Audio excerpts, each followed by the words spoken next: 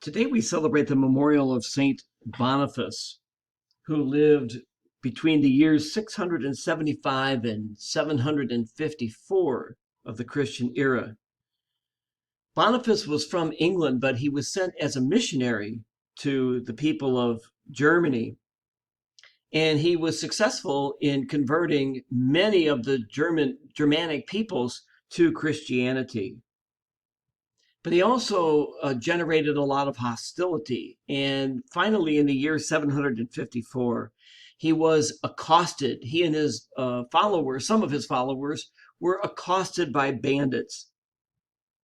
But what I want to focus on today is Boniface's response to the attack upon him. Boniface didn't fight back.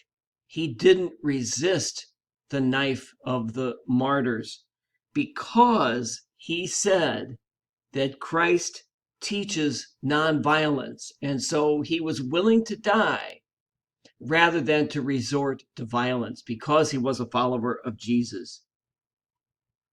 And that's the lesson for us that I want to reflect on for just a moment, that we, just like Boniface, and as followers of Jesus, should always look for other means to resolve conflict rather than violence, even if that violence is merely verbal violence.